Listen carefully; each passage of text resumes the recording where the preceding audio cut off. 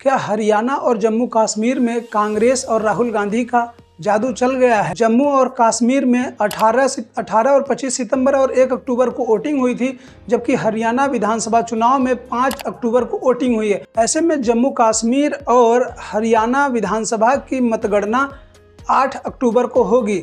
लेकिन जिस प्रकार से एग्जिट पोल निकल के आया है, वैसे देखने पे लग रहा है कि दोनों जगह कांग्रेस की वापसी हो रही है। अगर हम हरियाणा की बात करें, 90 विधानसभा सीटों में बहुमत के लिए 46 सीटों का जीतना जरूरी है। ऐसे में रिपोर्टों के अनुसार क्या राहुल गांधी का जादू हरियाणा में चल गया है? जिस प्रकार से हरियाणा में 2 बार से 10 साल से लगातार भारतीय जनता पार्टी की सरकार थी, तो क्या हरियाणा में जाटलैंड भारतीय जनता पार्टी से नाराज हो गया है?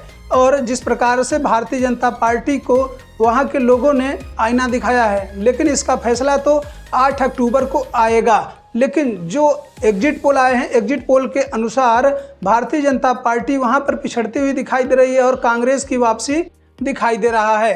तो सबसे पहले एग्जिट पोल के अनुसार समझ लेते हैं कि हरियाणा में कांग्रेस को कितनी सीटें या हरियाणा में किस पार्टी को कितनी सीटें मिलती हुई दिखाई दे रही है। तो एग्जिट पोल के अनुसार हरियाणा में कांग्रेस को 44 से 54 सीटें मिल सकती हैं, जबकि भारतीय जनता पार्टी को 19 से 29 सीटें मिलती हुई दिखाई दे रही हैं। जबकि इंडियन नेशनल लोकदल और बसपा का गठबंधन है, ऐसे में 1 से 5 सीटें बसपा और इंडियन नेशनल लोकदल को मिल सकती हैं, जबकि जेजेपी और आज़ाद समाज पार्टी गठबंधन को 1 सीटें मिलने की संभावना है, जबकि जेजेपी को भी 1 सीटें मिल सकती है। अगर हम बात करें जम्मू और कश्मीर को, जम्मू और कश्मीर में परिसीमन के बाद 90 सीटें हो गई थी और परिसीमन के बाद 90 सीटें होने के बाद जम्मू और कश्मीर में भी 46 सीटें बहुमत कहलाएंगी। ऐसे में जम्मू और कश्मीर में जिस प्रकार से धारा 370 हटने के बाद और 10 साल के बाद जम्मू और कश्मीर में चुनाव हुए हैं, एग्जिट पोल के अनुसार कांग्रेस गठबंधन को सत्ता में आते हुए दिखाया गया है। अगर ऐसा संभव होता है तो दोनों जगह हरियाणा और जम्मू और कश्मीर में भारतीय जनता पार्टी की विदाई तय माना जा रहा है, अगर ऐसा सच साबित होता है तो। लेकिन मतगणना 8 अक्टूबर को होगी। जम्मू और कश्मीर की बात करें तो नेशनल कॉन्फ्रेंस और कांग्रेस को 35 से 40 सीटें मिलती हुई दिखाई दे रही हैं, जबकि भारतीय जनता पार्टी को जिस प्रकार से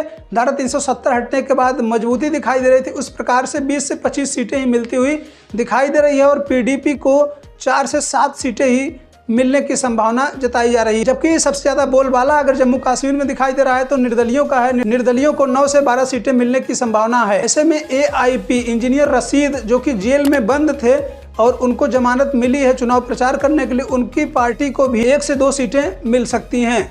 इसके अलावा कुछ अन्य पार्टियों को भी 1 से 2 सीटें मिलती हुई दिखाई दे रही हैं। ऐसे आपको क्या लगता है कि भारतीय जनता पार्टी की हरियाणा में और जम्मू कश्मीर में कौन सी गलती हो सकती है जिसके कारण भारतीय जनता पार्टी की हरियाणा में विदाई दिखाया जा रहा है और कांग्रेस को आते हुए दिखाया जा रहा है? ऐसे इस खबर को लेकर के आप क्या सोचते हैं? अपनी राय जरूर दें। तब तक हमें विदा दीजिए। नमस्कार।